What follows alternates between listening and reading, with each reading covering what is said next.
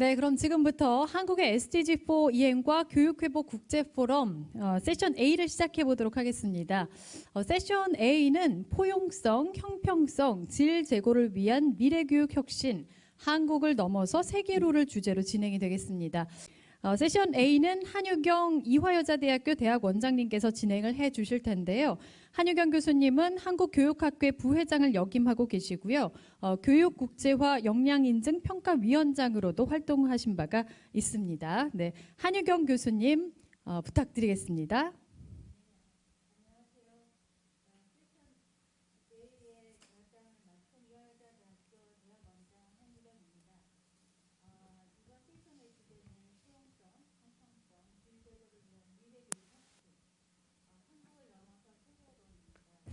마이크를 켜주시기 바랍니다. 2015년 SDG4 채택 이후 그리고 코로나19 상황을 겪고 있는 한국의 SDG4 이행 현황을 살펴보고 앞으로 나아갈 방향에 대해서 함께 논의하고자 합니다.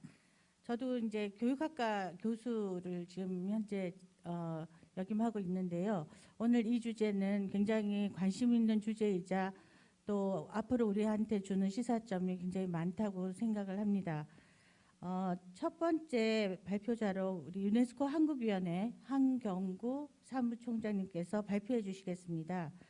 한경구 사무총장님께서는 서울대학교 자유전공학부 학부장과 한국국제이해 교육학회장을 역임하신 바 있습니다. 포스트 코로나 시대의 교육의 과제, 지속가능 발전을 향하여를 주제로 발표하시겠습니다. 사무총장님 부탁드립니다. 네, 안녕하십니까. 유네스코 한국위원회 사무총장 한경구입니다. 유네스코 한국위원회는 2015년부터 SDG4 국내 이행과 국제협력을 위해 노력해왔으며 2017년부터는 한국의 SDG4 협의체 사무총괄기관을 맡고 있습니다. 오늘 여러분들과 포스트 코로나 시대 한국 교육이 지속가능 발전 목표 이행을 위해 나아가야 할 방향을 제안할 기회를 갖게 돼 기쁩니다. 먼저 코로나19 전후 한국의 SDG4 이행 노력을 살펴보겠습니다. 2015년 9월 UN 총회에서 국제사회는 지속가능한 발전을 위해 2030년까지 달성할 17개의 목표를 수립했습니다. 특히 그중 네 번째 목표, 즉 SDG4는 교육 분야 목표로서 포용적이고 공평한 양질의 교육 보장 및 모두를 위한 평생학습 기회 증진입니다. SDG4는 전 세계 교육계의 다년간의 논의를 집대성하고 특히 2015년 대한민국 인천에서 개최된 2015 세계 교육 포럼에서의 논의 결과를 기반으로 설정되었습니다. SDG4는 7개의 세부 목표와 이를 이행하기 위해 수단이 되는 3개의 세부 목표로 구성되어 있습니다. 각각의 세부 목표를 통해 영유아 교육부터 고등교육까지 공평한 교육 기회를 강조할 뿐만 아니라 평생에 걸친 양질의 교육 제공을 촉구합니다. 모든 사람들이 글을 읽고 쓰며 숫자를 계산할 수 있을 뿐만 아니라 지속 가능한 발전에 필요한 지식과 기술을 익힐 수 있도록 보장해야 한다는 점이 SDG4가 추구하는 주요 목표입니다. 한국은 2015년 세계교육포럼 개최국으로서의 책임을 다하여 SDG4의 국내외 이행에도 노력을 기울여 왔습니다. 2016년부터 2021년까지는 SDG 교육 2030 운영위원회의 위원국으로서 국제사회에서 SDG4 이행 촉진을 위해 노력했으며 국내에서는 SDG4 교육 2030 협의체를 통해 SDG4 이행을 모니터링하고 촉진하며 연례 포럼 개최 등 다양한 활동을 이어왔습니다. 또한 한국의 상황에 맞추어 SDG를 이행하기 위하여 2018년 KSDG를 수립하고 이행 현황을 모니터링하고 있습니다.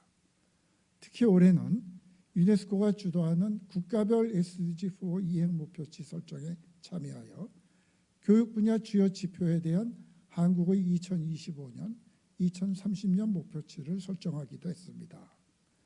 이는 정부 소관 부서와 관련 전문가의 협의를 통해 설정한 구체적인 목표라는 점에서 의의가 있으며 SDG 이행 촉진에 대한 한국의 의지를 의미하기도 합니다. 그 누구도 소외시키지 않는다는 지속가능 발전 목표의 정신처럼 한국 정부는 SDG4 달성을 위해 영유아 교육부터 성인 교육에 이르기까지 교육의 모든 분야에서 교육 공공성 확대를 위한 노력을 기울여 왔습니다. 가장 대표적인 사례 중 하나로 영유아 교육에 대한 국가의 책임을 확대하기 위해 2018년부터는 만 3세에서 5세 사이 어린이들의 유아학비, 보육료를 전액 정부 예산으로 지원하고 있습니다. 또한 정부는 국공립 유치원, 어린이집 학급 수를 전국적으로 확충하고 인가 지원을 증대함으로써 국공립기관 입학 기회를 확대하고 있습니다. 2021년 1학기부터는 고등학교 전 학년 학생에 대한 무상교육을 실시하고 있습니다. 이는 지난 2년간의 단계적 확대를 거쳐 전면 시행된 것으로서 2004년 중학교 무상교육 시행 이후 17년 만에 초, 중, 고 교육의 무상교육이 온전히 완성되었다고 평가할 수 있습니다. 또한 모든 국민의 공평한 고등교육 기회 보장을 위해 대학생에 대한 국가지원 장학금 규모를 확대하고 학자금 대출 금리를 인하하는 등 고등교육 이수에 따른 경제적 부담을 완화하고자 노력하고 있습니다. 한편 전 국민의 평생학습 기회를 확대하고자 2015년에는 한국형 온라인 공개 강좌 서비스 K-MOOC를 개시하여 대학, 기업, 연구소 등과의 협력으로 양질의 교육 콘텐츠를 제공하고 있습니다. 한국은 세계 시민교육을 국제교육계의 중요한 주제로 제시한 바 있습니다. SDG 4.7에 명시된 세계 시민교육은 책임 있는 세계 시민으로서의 책임과 의무를 배우고 실천하는 것을 목표로 합니다. 한국은 유네스코 아시아 태평양 국제이해교육원, 마하트마 간디 평화교육센터 등 유네스코 산하협력기구뿐만 아니라 국내 시도교육청 및 지자체와 협력하여 다양한 활동을 펼치고 있습니다.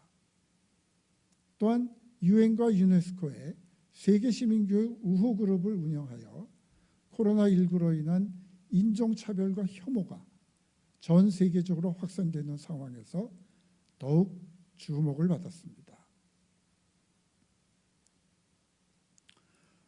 The COVID-19 pandemic has led to an unprecedented level of school closures all over the world.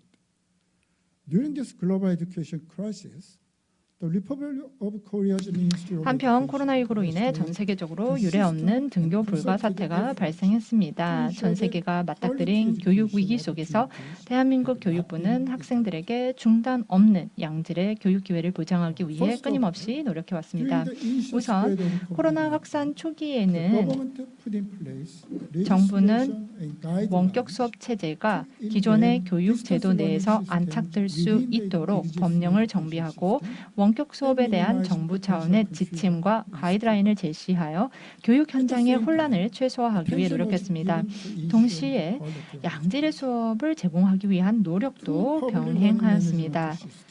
공공학습 관리 시스템 2개를 구축했습니다. 300만 명의 학생이 동시에 이용할 수 있는 이 2개 시스템은 단 일주일 만에 신속하게 구축되어 안정적인 디지털 환경을 조성할 수 있었습니다. 이러한 노력과 더해 원격 수업 노하우와 교육 콘텐츠가 자유롭게 개발, 유통될 수 있는 다양한 통합 플랫폼을 구축하여 유용한 교육 정보가 공유될 수 있는 환경을 조성하였습니다.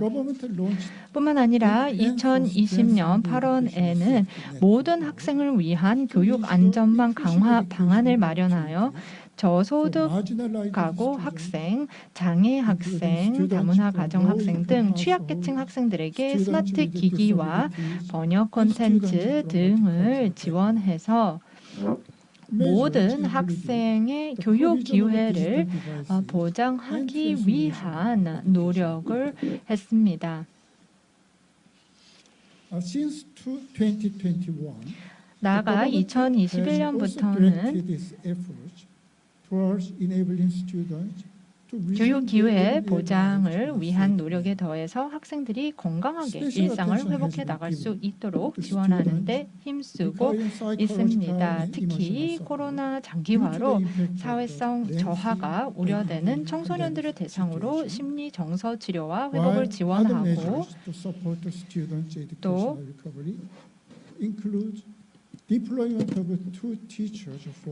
한 개 수업, 두 교사 배치, 또 맞춤형 보충 학습 등을 통해서 학생들의 기초 학력 향상을 독려해 왔습니다. 지난 10월부터는 교육 분야 단계적 일상 회복 방안을 수립하였습니다. 또 안전한 등교 추진은 2020년 세계 교육회의 선언문 중 국제사회가 약속한 우선 이행 사항이었습니다. 이러한 맥락에서 한국도 역시 안전한 등교 확대를 추진하고 있습니다. 한국에서는 과학적인 데이터와 방역 지침을 기반으로 안전한 등교 확대를 추진하고 있습니다. 국제사회는 코로나19 교육위기 대응 방안을 적극적으로 논의해왔습니다. 특히 2020년 3월 유네스코의 긴급 장관회의를 기점으로 적극적으로 이런 논의가 이루어져 왔는데요. 대한민국 역시 국제사회와 적극적으로 정보를 교류하며 코로나19 교육위기에 대응해 왔습니다. 한국은 국제적으로 인정을 받았습니다. 코로나19 방역의 기본 원칙이 개방성, 투명성, 민주성이었고 이에 대해서 국제적으로 인정을 받았는데요. 이러한 기본 원칙을 교육 위기 대처에도 적용하고자 노력했습니다. 한국은 한국의 상황을 투명하게 공유하였습니다. 유네스코뿐만이 아니라 여러 국제회의를 통해서 한국의 상황을 투명하게 공유하고 또 정보를 공개해서 교육 위기 타개를 위한 국제사회 노력에 동참했습니다. 아직도 코로나19 상황은 지속되고 있지만 지난 2년간의 노력을 통해서 우리는 몇 가지 새롭고 근본적인 질문을 마주하게 되었습니다. 학교 폐쇄로 인해서 전 세계 90% 이상의 학생들이 영향을 받았습니다. 물론 온라인 수업과 부분 개학 그리고 전면 등교 등 상황이 호전되긴 했지만 전 세계적으로 학생들이 경험한 학습 손실이 중장기적으로 어떤 영향을 미칠지에 대해서 정확하게 알 수 없습니다. 코로나19 상황으로 잃은 학습은 단순한 지식 습득과 관련된 것만은 아닐 것입니다. 학교에서 할 수 있는 총체적인 사회 정서적인 경험을 충분히 이 팬데믹 기간 동안에는 구현할 수가 없었습니다. 그렇게 구현하기가 어려웠습니다. 학교에서 함께 공부하고 밥을 먹고 운동을 하고 때로는 다투고 화해하며 노는 이런 총체적인 경험을 구현하기가 어려웠습니다. 비대면 수업의 경험은 학생들이 학교에 모여서 무엇을 배워야 하는지에 대한 근본적인 질문을 하게 됩니다. 그동안 다양한 지원 사업이 전개되었습니다. 학습자의 소득 격차가 원격 교육에 대한 접근성 격차로 이어지지 않도록 다양한 지원 사업이 전개되었습니다만 사회 경제적 격차에 따른 학습 손실의 차이가 완전히 해소될 수는 없었습니다. 코로나 이전에도 교육 불평등이 존재했습니다. 그런데 코로나19 상황 속에서 더욱 심화되는 전 세계적인 현상을 우리는 마주하게 되었습니다. 아직은 보이지 않습니다. 터널의 끝에 있는 빛이 보인다고 느꼈던 적도 몇 번 있었습니다만 아직은 포스트 코로나 시대를 쉽게 가늠하기 어려운 게 사실입니다. 그럼에도 불구하고 전 세계 교육계가 경험한 비대면 수업의 강렬한 경험은 미래교육 담론에 대한 관심으로 자연스럽게 이어지는 것 같습니다. 저는 포스트 코로나 시대 교육의 과제로 크게 4가지를 제안하고 싶습니다. 첫 번째는 교육의 공공성 강화입니다. 평범한 대다수의 학습자와 사회적으로 소외된 학습자에 대한 포용성이 강화되어야 합니다. 2021년 11월 발표된 유네스코 교육의 미래 보고서에서는 공공재로서의 교육을 강조하고 있습니다. 인간이라면 누구든지 물과 공기를 마실 수 있어야 하듯 교육 역시 모든 인간에게 인권으로서 제공되어야 한다는 뜻입니다. 이는 또한 교육이 공적 재원을 통해 제공되는 것을 넘어서 사회 구성원들이 함께 노력해서 교육의 목적을 세우고 교육을 통해 개인과 공동체가 함께 번영할 수 있어야 함을 의미합니다. 하지만 현실은 다릅니다. 유네스코 방콕사무소의 2018년 연구 결과에 따르면 한국뿐만 아니라 아시아 태평양 지역 다수의 국가에서 경쟁적인 시험 문화가 나타납니다. 고부담 시험에서의 성공을 위한 경쟁은 학습자의 사회경제적 지위를 반영한 교육의 불평등으로 이어지고 코로나19와 같은 위기 상황에서 그 불평등의 간극은 더욱 커졌습니다. 교육이 경쟁의 도구나 계층 이동의 사다리만이 아니라 함께 잘 살아가기 위한 기초가 될 수 있도록 적극적인 관심이 필요합니다. 포스트 코로나 시대 교육의 과제 그 2번째는 교육과 세상의 연계성 강화, 즉 우리 교육의 방향이 지속가능 발전으로 나아가야만 한다는 것입니다. 지속가능한 발전이란 경제발전, 사회정의, 환경보존이 조화롭게 균형을 이루는 발전을 의미합니다. 유네스코 교육의 미래 보고서는 우리 시대가 마주하고 있는 시대적 과제로 기후위기, 사회적 불평등, 심화 등을 꼽았습니다. 이러한 시대적 과제를 극복하기 위해서는 교육의 힘이 절실합니다. 인간이 스스로를 자연과 분리하지 않고 인간이 자연에 속하여 운명 공동체로서 함께 살아가고 또 다른 사람들과 더불어 살아갈 수 있도록 변화를 만들어내는 교육의 힘이 절실합니다. 교육의 미래 보고서는 차별과 편견을 배우지 않는 것 자체를 강조하기도 했는데요. 교육이 지속가능 발전을 향해 보다 나아가기 위하여 우리 사회 구성원들의 활발한 논의와 공감대 형성이 필요합니다. 마침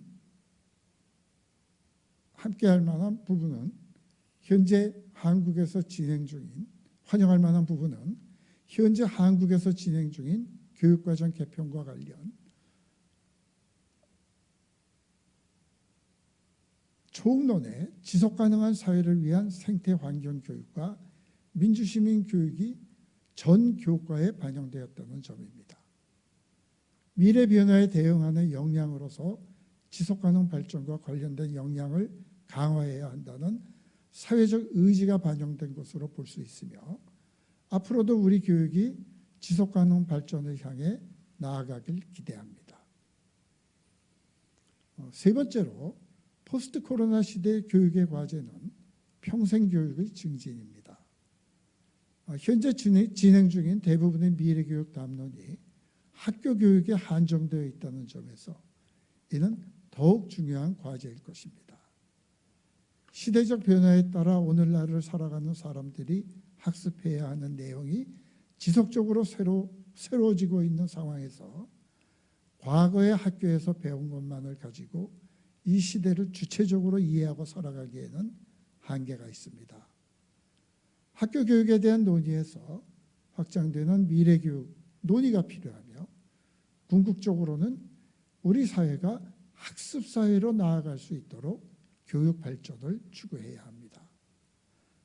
학교뿐만 아니라 가정, 직장, 지역사회 등등이 모두 적극적인 학습의 장이 되어야 50여 년 전 유네스코 국제교육발전위원회가 전망했던 학습 사회가 구현될 수 있길 바랍니다. 끝으로 교육 분야 국제협력의 강화를 제안합니다. 한국 정부는 그동안 SDG4 달성을 위해 지속적인 국제협력을 추진해 왔습니다. 개발도상국의 우수한 학생을 한국으로 초청하고 국제협력 선도대학 사업을 통해 개도국 대학 내 학과 개설 및 교육과정 개선을 지원하고 있습니다. 또한 유네스코 신탁기금 사업 베어 프로젝트를 통해 2011년부터 아프리카 국가에 대한 직업기술 교육 훈련을 지원하고 있습니다. 유네스코 한국위원회는 개발도상국 유네스코 국가위원회와 협력하여 현지 비형식 교육을 지원하는 브릿지 사업을 수행하고 있습니다. 이러한 국제협력 사업을 단연간 계속 사업으로 지속 추진하고 강화하길 바라며 또한 한국의 우수 사례뿐만 아니라 시행착오까지도 적극적으로 공유하여 국제사회의 SDG4 달성에 기여할 수 있길 바랍니다. 뿐만 아니라 국제사회, 국가, 지역 간의 교육 의제에 대한 연계성을 높여 SDG4 이행을 위해 체계적으로 힘을 모을 수 있길 기대합니다. 유네스코 한국위원회 역시 SDG4 이행 촉진을 위한 노력을 지속하며 미래교육 발전을 위해 적극적으로 힘을 보태도록 하겠습니다. 오늘 포럼이 SDG4 이행에 기여하는 여러 발걸음 중 하나로 기억될 수 있기를 바랍니다. 경청해 주셔서 감사합니다. 네, 감사합니다. 사무총장님, 굉장히 방대한 양의 발표를 해주시고 특히 SDG4 이행 상황과 또 우리나라에서 그간의 성과를 영유아 교육에서부터 평생교육에 이르기까지 자세히 말씀해 주셨습니다. 그리고 특히 지금 우리가 살고 있는 위드 코로나의 터널의 끝에 포스트 코로나 시대가 왔을 때 우리 교육의 과제에 대해서도 크게 4가지로 말씀해 주셨습니다. 오늘 의미 있는 발표 감사드립니다. 네, 이어서 2번째 발표를 부탁드리도록 하겠습니다. 김민희 대구대학교 사범대학 교수님께서 발표해 주시겠습니다. 김민희 교수님께서는 한국대학평가원 대학기관평가인증위원이자 교육부 자체평가위원으로 활동하고 계십니다. 김민희 교수님께서 오늘은 코로나19 위기 속 국내 SDG4 이행 사례 발표 및 한국 교육에 대한 제언을 주제로 발표해 주시겠습니다. 김민희 교수님 발표 부탁드립니다. 예, 안녕하십니까. 방금 소개받은 김민희입니다. 오늘 이 귀한 자리에서 이 한국의 SDG4 이행 사례를 발표하게 되어서 너무 기쁘고 또 감사하게 생각합니다. 제가 오늘 발표할 주제는 그 국내에서 어떻게 SDG4가 이행되었는지 각 시도교육청의 사례를 분석하고 또 그 중요한 내용을 소개시켜 드리고자 합니다. 총 4개의 파트로 구성이 되어 있는데 앞서서 이 SDG4의 의미 그리고 교육과의 관계 이런 부분을 말씀을 해주셨기 때문에 그 앞부분 슬라이드는 좀 넘어가도록 하겠습니다. 여기는 이제 SDG4에 대한 이제 우리 그 교육과 관련된 내용들을 소개시켜 드린 거고요. 그 다음 슬라이드는 우리 한국이 이 코로나 위기 시기에 이제 어떻게 대응을 해 왔는지에 대한 그러한 내용을 담고 있습니다. 무엇보다도 코로나 시기에는 학교에 갈 수 없는 상황에서 이 온라인 스쿨이 상당히 많이 그 발전이 되었고 또 많은 선생님들이 이 수업에 동참을 하셨습니다. 그래서 그 내용이 제시가 되어 있고요. 특별히 이 온라인 수업을 하면서 그 각 기관에서 다양한 콘텐츠들을 개발하고 또 올리고 또 플랫폼들을 활용해서 수업이 차질 없이 진행되었다는 것이 굉장히 중요한 사례라고 할 수 있습니다. 뭐 캐리스에서 개발한 이러닝 그 학습터, 그리고 온라인 클래스, 또 여러 방송 채널들을 통해서 선생님들이 직접 개발하신 여러 콘텐츠들이 양질의 수업을 진행하는 데 많이 활용이 되었습니다.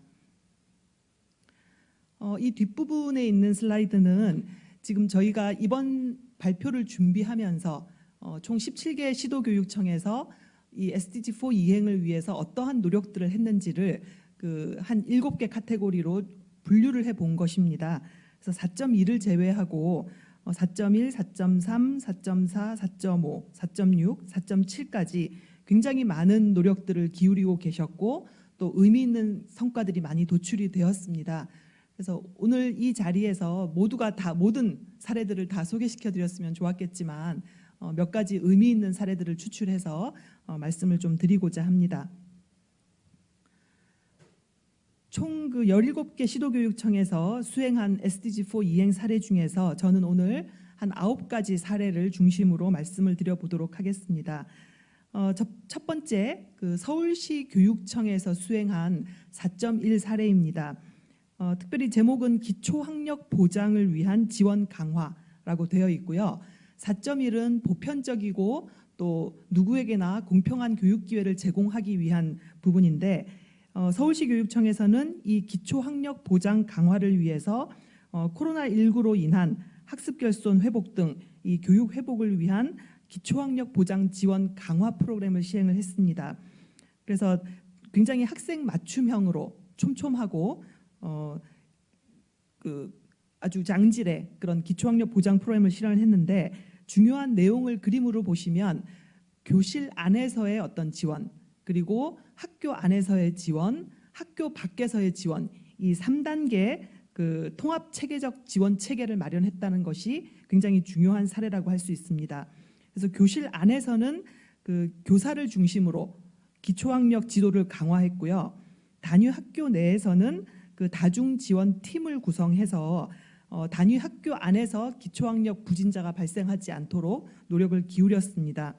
그리고 학교 밖에서는 지역사회를 중심으로 학교 밖 지원 체계를 강화했는데요. 특별히 학생 통합 지원을 위한 지역 밀착형 학습 클리닉 센터를 운영하면서 굉장히 체계적으로 대응했다는 것이 이번 첫 번째 사례의 중요한 의미라고 볼 수 있겠습니다.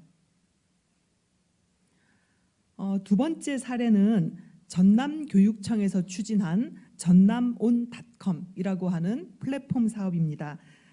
코로나 팬데믹으로 개학이 연기되면서 이 양질의 원격 교육 플랫폼을 구축해서 학생들의 학습권을 보장하려는 목적으로 이 프로그램이 시행되었습니다. 그래서 교사들이 원격 수업을 추진할 때 그런 환경을 최적화했고요. 실시간 쌍방향 피드백을 제공하고 자기 주도적인 학습 환경을 제공한 것이 이 플랫폼의 특징입니다. 그리고 주요 내용을 보시면 이 그림으로 좀 자세히 잘 보이실지 모르겠지만 한 모바일과 PC 모두에서 접근이 가능했고 교과별로 또 수업별로 어디서나 이 성취 기준 도달이 가능하도록 제작이 되었습니다. 그래서 이러한 플랫폼은 과정형 중심 흐름을 제공하면서 이 전남에서 개발한 전남온닷컴이 전국적으로 많은 교육청과 학교에서 이 플랫폼을 사용하도록 확산시켰다는 것이 조금 더 큰 의미라고 볼 수 있겠습니다. 세 번째 사례는 미래 사회에 대응하기 위한 4.4와 관련된 사례고요. 충남교육청에서 실시한 위드 코로나 대응을 위한 인공지능 수업 실시와 관련된 부분입니다. 이 4차 산업혁명이 되면서 굉장히 새로운 기술에 적응을 하고 살아가야 하고 또 평생 배워야 하는 그런 부분이 있는데 이 학교 교육 단계에서는 미래 인재를 육성하는 부분에 집중을 해서 AI 중심의 미래 교육을 위한 선전포고라고 하는 프로그램을 운영을 했습니다. 그래서 초중등 학생들이 어떤 미래 사회에서 요구하는 핵심 가치를 실현하고 공감대를 형성하기 위한 프로그램이라고 할 수 있고요. 중요한 세부 내용을 보시면 맞춤형 AI 교육 역량을 강화하고 또 AI와 소프트웨어 교육을 위한 교원들 대상으로 한 전문가 양성 프로그램을 운영했습니다. 그리고 학생들과 함께 창의 융합형 심화 프로그램을 운영하면서 앞으로 새로운 사회에 대응할 수 있는 역량을 키운 그러한 사례라고 볼 수가 있겠습니다. 네 번째와 다섯 번째 사례는 특별히 취약계층 학생들을 중심으로 한 교육 불평등, 교육 격차를 완화하기 위한 시도교육청의 사례라고 볼 수가 있겠습니다. 그래서 첫 번째 사례는 제주도 교육청에서 수행한 복합적 위기학생 지원이라고 하는 혼디 건염팀을 운영한 사례입니다. 모두 아시는 바와 같이 우리 취약계층 학생들은 학습에서뿐만이 아니라 다양한 분야에서 복합적인 어떤 문제들을 가지고 있습니다. 이러한 복합적 위기 요인을 극복하고 또 코로나 시기에 이런 학생들이 많아지면서 개별 맞춤형 지원이 무엇보다도 필요해졌습니다.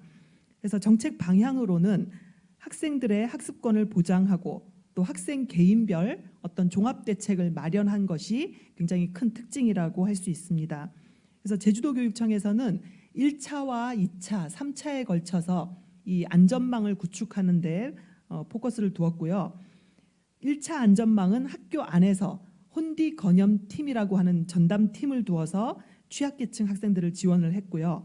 2차 안전망은 교육지원청, 지역사회 안에 있는 지원청 단위에서 위센터와 건염팀 지원을 통해서 학생들을 지원한 모습입니다. 그리고 3차 안전망 단계에서는 시도교육청 안에 있는 학교교육과 민주시민교육과 또 학생 건강 증진 추진단, 위기관리팀 이러한 팀들이 다 함께 움직이면서 취약계층 학생들을 위한 지원 체계를 만들었다는 특징이 있고요. 또 국제협력과와 안전복지과 같은 또 외부적인 다양한 일들을 하는 곳들을 통합해서 학생들을 지원하는 체계를 만들었고 지역사회와도 또 유기적인 협력 관계를 가졌다는 것이 큰 특징이라고 할 수 있습니다. 이러한 체계는 학생 맞춤형 교육복지 통합지원을 내실화하고 또 기초학력과 난독증, 정서위기, 학교 부적응, 다문화, 탈북 그리고 이러한 다양한 취약계층 학생들이 가지는 배경적인 영향을 극복해 주기 위한 노력이라고 볼 수가 있겠습니다.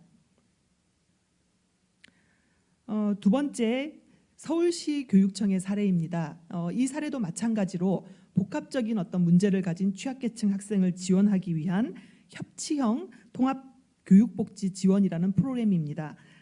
이 프로그램의 목적은 아동 청소년의 행복한 삶과 꿈을 촘촘하게 지원하는 실질적인 교육 협치를 목적으로 수행이 되었고요. 교육 격차를 해소하고 불평등을 완화하고 또 선제적으로 종합 방역을 강화하고 또 지역사회, 시민들과 함께하는 교육 협력 체계를 구축했다는 특징이 있습니다. 이 옆에 그림에서 보시면 그 통합복지 정책의 대상으로는 교육 바우처 사업, 통합 사례관리 사업, 다양한 학습 지원, 또 동단위의 협력 체계, 학교와 가정을 연계하고 또 긴급 위기 아동을 지원하는 이러한 전반적인 대상들을 빈틈없는 교육 안전망을 구축해서 교육복지, 학습복지, 또 청소년복지, 주민복지 등으로 구분해서 통합한 그러한 사례라고 할 수 있고요. 특별히 서울특별시 그 교육청에서는 통합복지 기관 간의 협력을 상당히 많이 강화를 했습니다. 그래서 서울시청 그리고 서울시 교육청, 자치구, 대학과 기업, 마을과 돌봄기관, 병원, 경찰 등 여러 유관 기관들이 연합해서 또 연계 협력해서 이러한 취약계층 학생들을 지원하는 일들을 많이 수행을 했습니다. 앞에서 보여드렸던 제주도교육청과 이 서울시 교육청의 취약계층 학생 지원 사례는 최근에 한국이 이런 취약계층 학생들을 위해서 단편적인 지원이 아니라 좀 통합적이고 복합적인 지원으로 많이 정책 방향이 움직이고 있다는 모습들을 확인할 수 있는 그러한 사례라고 볼 수가 있습니다. 여섯 번째 사례는 이 문해력과 관련한 SDG4 목표인데요. 많은 교육청에서 최근에 한글 미해득 또 난독증 이러한 치료를 위해서 많이 프로그램을 개설하고 운영을 하고 있습니다. 그 중에서 오늘은 충남교육청이 한글 미해득 또 난독증 학생 지원을 위한 사례를 이제 계속 보여드리도록 하겠습니다. 충남교육청은 저학년 학습 부진 누적을 해결하기 위해서 이제 조기 교육 강화 필요성을 인식했고요. 특히 이제 충남교육청 관내에 보령 지역이 있습니다. 이제 보령 학력 성장 프로젝트를 2020년부터 운영을 하면서 초등학교, 중학교, 고등학교, 특수학교에 48개 학교가 모두 참여해서 난독증 학생 지원을 위한 사전 검사와 심층 검사, 한글 해득 책임 교육을 위한 장학 지원, 또 기초학력 협력 교사인 두레맘 운영 등 다양한 지원을 했고요. 그러한 성과로 관내 한글 미해득 학생이 초등학교 4학년에서 6학년까지 모두 한 명도 발견하지 않은 이제 그러한 우수 사례라고 할 수 있겠습니다. 그다음 7번째 사례는 이 SDG4와 또 굉장히 밀접한 관련이 있는 그 지속 가능 발전 그리고 글로벌 시민 교육과 관련한 사례들입니다. 크게 이제 한 3가지 사례를 소개시켜 드리려고 하는데요. 첫 번째는 경기도 교육청 안에 있는 다산고등학교에서 이 글로벌 온라인 세계 시민 교육을 플랫폼을 구축해서 운영한 사례라고 볼 수 있습니다. 그래서 그 총 13개 SDG가 가지고 있는 목적과 국제교류 수업을 위해서 다산고등학교는 온라인 플랫폼을 구축을 했고, 이 온라인 플랫폼 안에는 콘텐츠 플랫폼, 온라인 클래스 플랫폼, 또 글로벌 클래스 플랫폼을 구축해서 세계 다양한 학생들과 교류했다는 특징을 가지고 있습니다. 그래서 이 글로벌 클래스 플랫폼의 사례가 그림으로 제시가 되어 있는데요. 그 세계교육 혁신 전문가 집단을 만들어서 구성을 했고, 또 글로벌 수업을 위한 네트워크를 구성했습니다. 그리고 글로벌 러닝 커넥션을 구축했고, 또 그 수업을 통해서 다양한 학생들의 문화 공연, 교류가 이루어진 그러한 사례라고 볼 수 있습니다. 다음은 이제 전남교육청에서 실시한 온라인 국제교류 프로그램 Hello eFriends라고 하는 그러한 프로그램입니다. 코로나 위기에서 우리가 만날 수 없는 상황에서 이 온라인 안에서 다양한 학생들과 또 다양한 국가의 학생들을 만나면서 세계 시민 의식을 함양한 그러한 사례라고 볼 수 있습니다. 그래서 총 13개국 학생들과 1대1로 매칭을 해서 쌍방향 온라인 프로젝트를 수업을 실시했고요. 또 타문화 수용성 증대 등을 위해서 미래형 국제교류 사업도 모형을 운영했습니다. 중요한 수업 안에서 이루어진 내용을 보면 그 상호 문화 소개, 그리고 프로젝트 활동, 또 오프라인 교류 등을 실시를 한 모습들을 밑에 있는 그림에서 확인을 하실 수가 있습니다. 그 다음으로는 부산시 교육청에서 수행한 교사 연수입니다. 아무래도 이 SDG4 이행을 위해서 학교 안에서 다양한 프로그램을 운영하기 위해서는 이 교사들의 역량 그리고 인식이 굉장히 중요합니다. 그래서 부산시 교육청에서는 세계 시민교육 선도교사 지도 역량 강화를 위해서 이 15차시 연수를 개발했고요. 세계 시민교육 교육과정을 개발하고 현장 적용 연구를 실시하면서 많은 교사들의 참여를 유도했습니다. 선도교사들이 주도해서 이 프로그램을 만들었고 운영했다는 특징이 있고요. 환경, 과학, 문화 이런 포스트 코로나 시대의 핵심 주제를 중심으로 심화 연수를 수행했고, 또 교육 주제와 상황에 적합한 실시간 원격 연수, 현장 체험, 블렌디드 등을 통해서 다양한 온오프라인 교육을 방법을 활용했다는 것이 큰 특징이라고 할 수 있습니다. 마지막 정리를 조금 해보도록 하겠습니다. 지금까지 총 9개의 국내 사례를 소개를 시켜드렸는데, 이 코로나 위기가 던진 또 한국 교육에 큰 과제들이 있었고, SDG4 이행을 하면서 더 많은 앞으로 과제들을 발굴할 수가 있었습니다.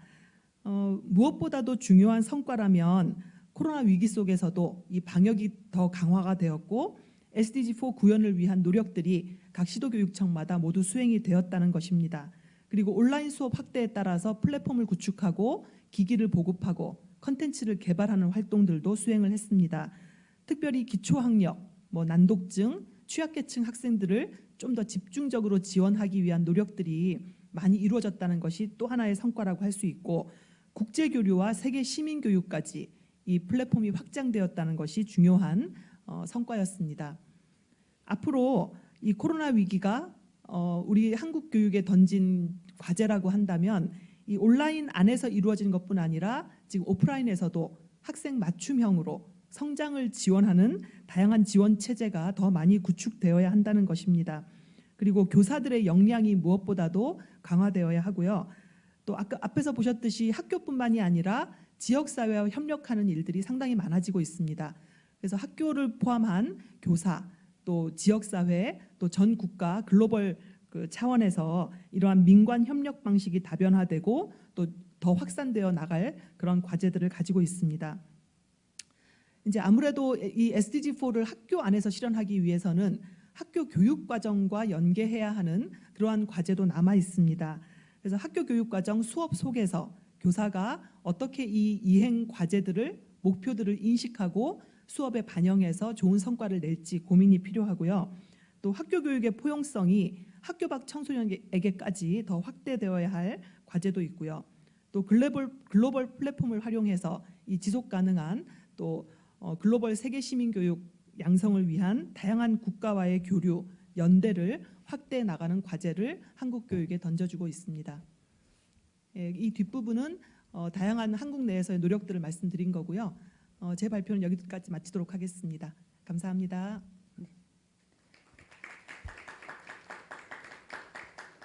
네, 김윤희 교수님 감사드립니다. 앞서 한경구 사무총장님께서는 중앙정부 차원에서 우리 SDG 이행에 대해서 말씀하셨다면 김민희 교수님께서는 시도교육청 중심으로 코로나19에 대응한 그런 주요 사례에 대해서 흥미롭게 전달해 주셔서 감사드립니다. 역시 이제 시도교육청과 관련돼서 전문적인 연구를 많이 하신 교수님답게 좋고 흥미로운 우수 사례들을 많이 소개해 주셔서 감사드립니다. 네, 수고 많으셨습니다. 다음으로는 마노스 안토니누스 유네스코 세계교육 현황보고실 실장님께서 발표하시겠습니다.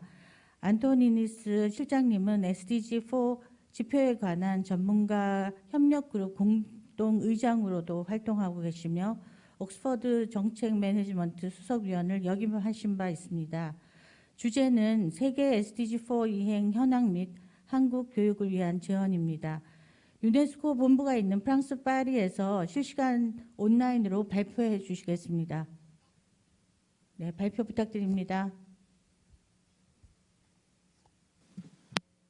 Thank you very much, and good evening. It's a great pleasure and a great honor to take part in this event that is really extremely well organized and informative. And I'm going to take you through this rather complicated and multidimensional topic in as short a time as possible.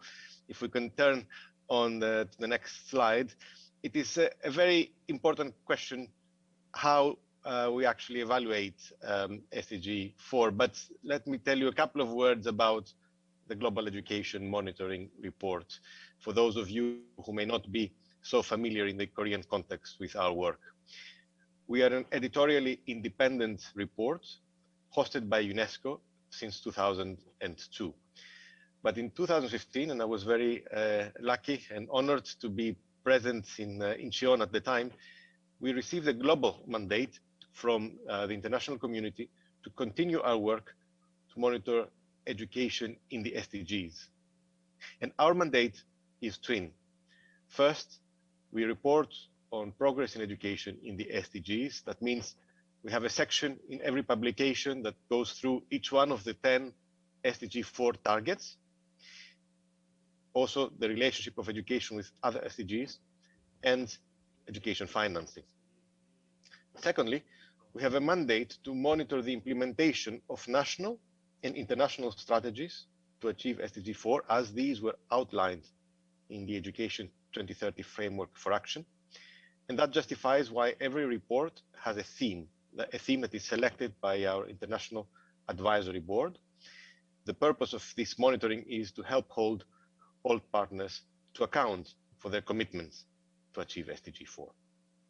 And as you see from these images, since in this new era, post-2015, we have published already 4 reports, and tomorrow, in fact, we're launching the 5th report in the series, which focuses on one of the dimensions, in fact, that Dr. Han referred to earlier, education as a public good, the relationship between education, between state and non-state actors in education. So please do stay tuned. The presentation, the launch is actually taking place tomorrow, and from tomorrow there will be a series of events marking this topic, and we would be delighted to also have a presentation in Korea on it. Turning to the next slide, as I was mentioning earlier, it is a very difficult topic. How do we actually evaluate progress on SDG 4? Let's say, roughly speaking, there are two ways of doing that. The first is the quantitative monitoring, to which I will mention a few things in the next 3 slides. We have an SDG 4 monitoring framework. It is a very ambitious, very progressive, very forward-looking monitoring framework that has expanded the range of indicators that we are covering, expanded in terms of covering all levels of education, expanded also in terms of the equity dimension, and expanded, that's very important, in the great wealth and depth of the different sources that we're using. We're no longer using just one source, but we are combining very different sources, and that has really added extremely important insights. But there's also the qualitative element, and I think many of the presentations, the 2 presentations that preceded me really focused on that, and that is really extremely important. But SDG 4 is about the whole of education. So how do we actually organize our evaluative activities? In 2019, for the high-level political forum, the APEX forum for the follow-up and review of SDG 4, we had prepared a publication called Beyond Commitments, which was quite similar in some ways to what Dr. Han was saying about the 4 core issues that came out of UNESCO's latest report on the futures of education. We feel that post-2015, education systems and education ministries need to look, first of all, beyond averages. Equity and inclusion have come to the center of our debates. That's something that was not really quite the case before. Secondly, it's about looking beyond the basics. And Korea has been championing the idea that education is not just about the fundamentals, it's also about content that is fit for sustainable development and global citizenship. It's also about looking beyond education, because the spirit of the SDGs is a cross-sectoral collaboration. It's about looking beyond access. Quality and learning outcomes have really entered the debate as they had not done so, at least at the global scale, before 2015. It is beyond schooling, and that's a message that was loud and clear in the previous presentations. We're talking about lifelong learning and the rights to it, which is a concept that is developing. And finally, it's beyond any single one country. SDG 4 will only be achieved if we exchange our lessons and our experiences through regional and global collaboration. The next slide, I'm going to actually briefly present some of the core indicators and the progress we have made, or where we actually currently stand, on the 7 indicators that I'm going to mention also later that form the core of our national benchmarking process. The out-of-school rate. We know that today 8% of primary school age, 15% of lower secondary school age, and 35% of upper secondary school age children, adolescents, and youth are out of school. The primary school out-of-school rate actually has remained stubbornly constant for quite a long time. The completion rate. So, okay, it's one thing to be in school, but reaching the end is a different matter. As of today, or at least as of the situation just before the pandemic struck, 85% of children were completing primary school, 72% of adolescents were completing lower secondary school, and just 51% of youth were completing upper secondary school. Of course, very few countries can achieve Korea's achievement of essentially ensuring that every single young person completes upper secondary education. The minimum learning proficiency. There has been a tremendous effort to try and form a better understanding of where we are in terms of this goal.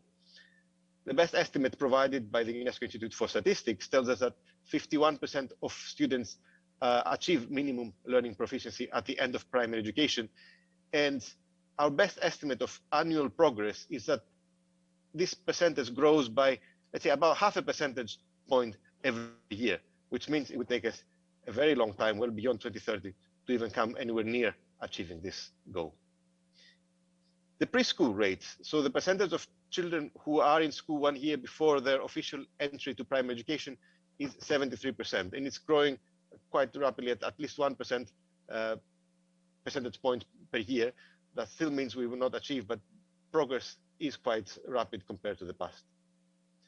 Coming to finance, only 1 in 3 countries are spending, apologies, I mean, as many as 1 in 3 countries are spending below both benchmarks that were agreed in 2015. That means less than 4% of the gross domestic product and less than 15% of their total public spending. That means they're unlikely to really achieve their goals because they spend well below the minimum that is required to achieve any sensible national education goals. On teacher, it is a complex indicator because national standards differ, but according to these national standards, still 1 in 5 primary school teachers are not appropriately trained for entering the classrooms. And finally, on equity, there is a slight gender disparity in secondary completion. Countries differ, with many countries having large disparity at the expense of girls, others at the expense of boys. But just to give you one statistic of the challenge that is facing the world, only 1 in 100 of the poorest rural girls complete secondary education in Africa, when in fact by 2030 we set the goal that all of them should achieve it. Going to the next couple of slides, a few graphs just to show you how far parts of the world are even for achieving goals that were supposed to be achieved by 2015. This graph shows the completion rate between 2000 and 2020, just before the pandemic, as I mentioned. It shows 5 regions of the world. The blue line shows the percentage of children who complete primary education in time, which means not actually in time, but by the age 15. And you see that there has been growth, but still that countries are not exactly next to the 100% universal primary completion. The orange lines shows the young people who eventually complete because they start school late, they repeat several classes. And you see that even with this optimistic definition, still we have at least 1 in 4 children in Africa who do not complete primary education as of today, which means we still have a very long way to go even on a basic indicator as is primary completion.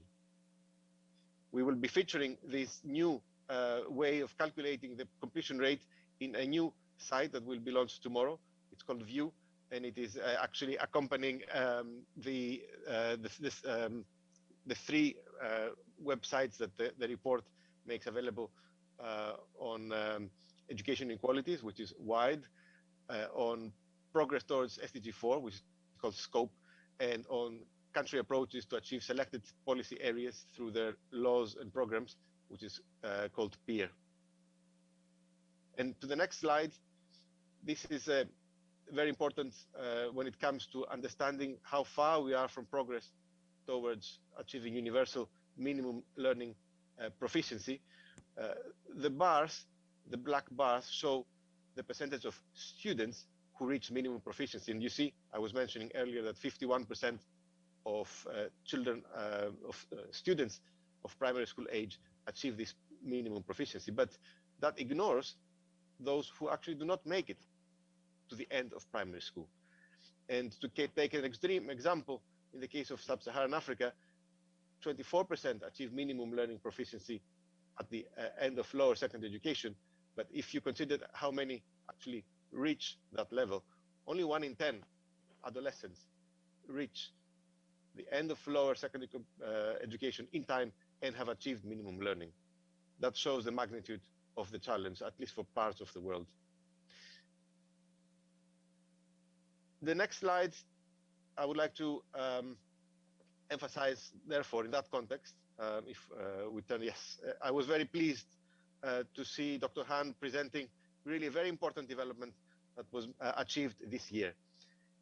In 2015, all countries committed to achieve to set immediate benchmarks for 2020 and 2025, because we recognize that all countries are not starting from the same level. They start from very different levels, and each country has to make its own commitment, its own contribution to the global goal.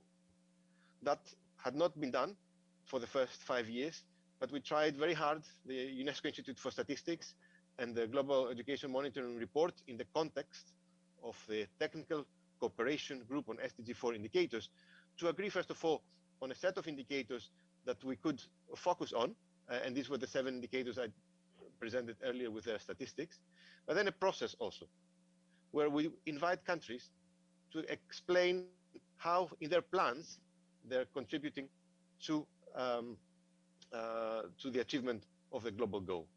This has been an extremely valuable progress. We wanted to bring to education exactly what countries have done in the case of climate change, with their national determined contribution.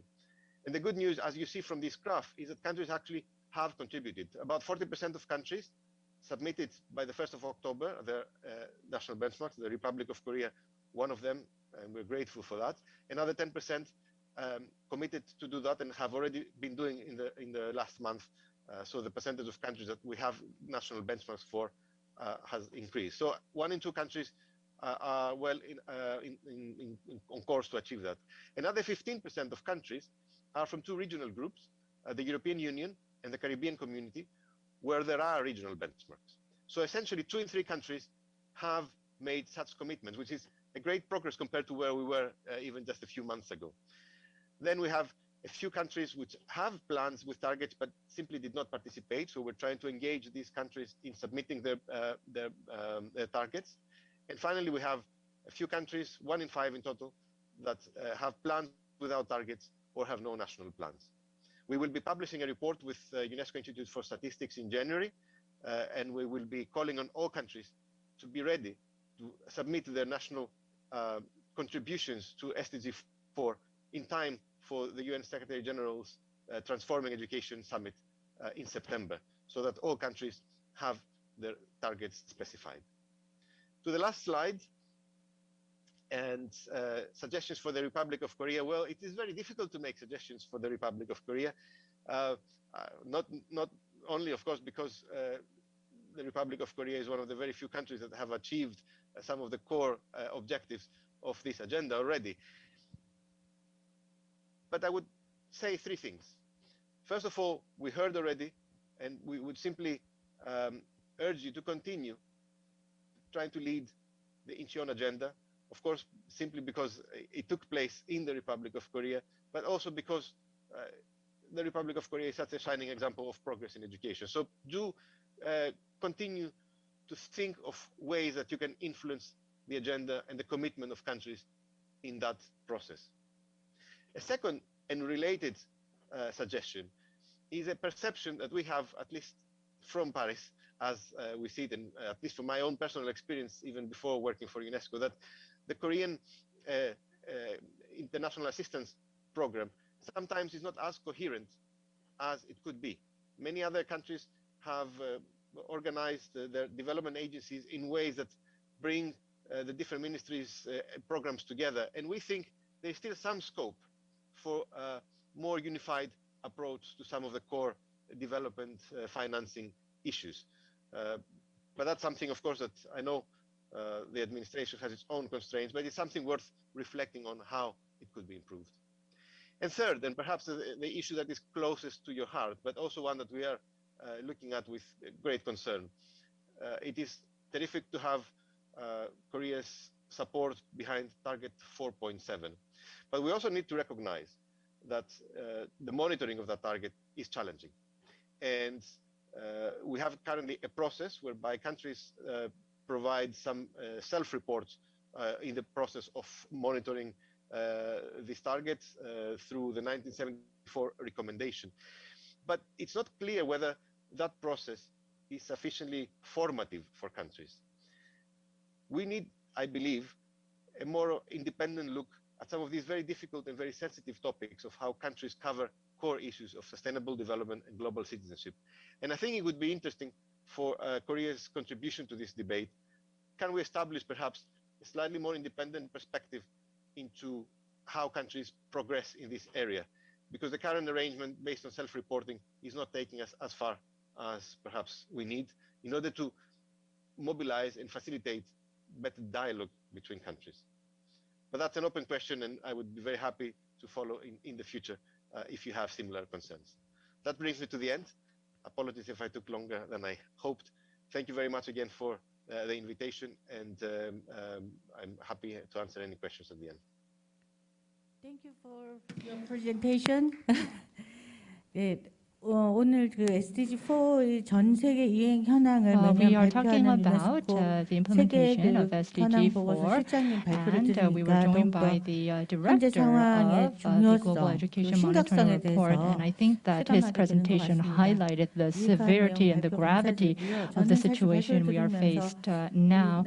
Listening to his presentation, I was especially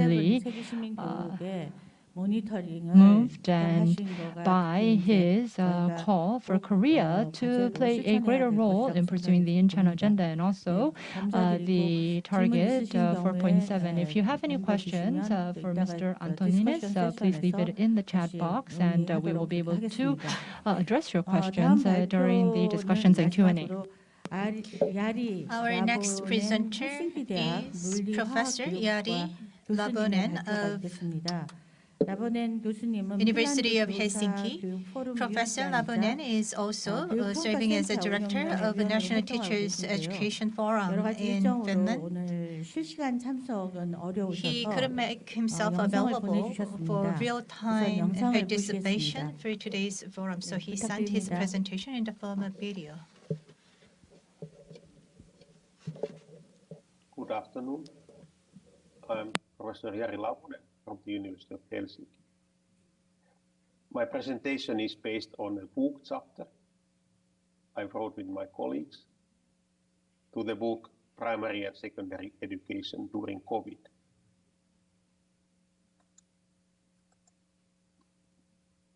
In a nutshell, according to the National Surveys and Studies, we can conclude that teachers were quite successful in changing to the digital mode in spring 2020. Also, the pedagogy was appropriate, and teachers were supported by their colleagues and tutor teachers. Tutor teachers are teachers who are helping teachers in their classrooms to use digital tools in teaching and learning. On the other hand, there were in some schools challenges with the digital connections, and especially the well-being issue was important. Actually, the lack of well-being among principal teachers and students. So why this switch happened quite successful? There are three main reasons. So during the last 30 years in Finland, we have had very heavy strategic orientation to educational issues. And in the field of digital teaching and learning, we have had 6 national strategies. And resources have been allocated to the buying digital tools and organizing digital learning environments and supporting teachers in their professional learning. Also, many development projects have been organized in the context of those strategies.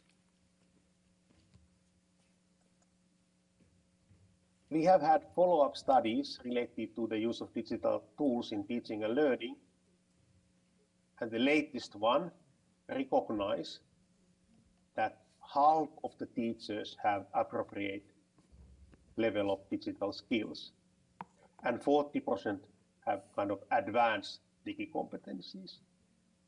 This means that they are able to support their colleagues in the use of tools. In high school level, all teachers are very good in using digital tools because our final examination is totally based on the use of digital tools. It's organized in digital environment. And also the teacher education have made progress in the use of digital tools. This is an example of the monitoring outcome, and you can see that between the years 17-18, in all fields of use of digital tools, there has been a progress. And for example, the use of digital learning environment was happening about in half of the lessons. Students' digital competencies are also high. There have been many national follow-up studies related to the students' use of digital tools, and also the international studies like Computers and Information Literacy Study 2018 recognized Finnish and South Korean students as the best in the use of digital tools. All schools in Finland have access to the internet, and quite reliable internet access is available. Students have email accounts. During the COVID time, the schools were able to borrow their laptops or other digital tools to students. And also there were quite good national support for schools, and the companies give old laptops to the schools. And our president was very active in encouraging companies to give old laptops to the schools. On the other hand, I mentioned this lack of well-being. So the principals could be divided to 3 groups. 40% feel engaged, almost 50 high stress, and 20 burnout during the COVID time. The principals who were engaged, they were able to support teachers well in the change to the distance teaching. And during the COVID time, teachers were divided to the 4 groups according to one national survey. There were 30% of the teachers were recognized as engaged in teaching and learning, and the burnout was recognized among 20% of the teachers. Earlier, this amount of burnout teachers was 10, so it was a huge increase of teachers who feel burnout. And there were many other outcomes in this national survey, like the better the teachers' digital skills, the more they like to be engaged, and the teachers in the risk of burnout were planning to leave the teaching profession. And this is very dangerous situation if there are many teachers who are planning to leave the position. This is one example of our microgroup study. We have been focusing to the project-based learning in middle school, high school level.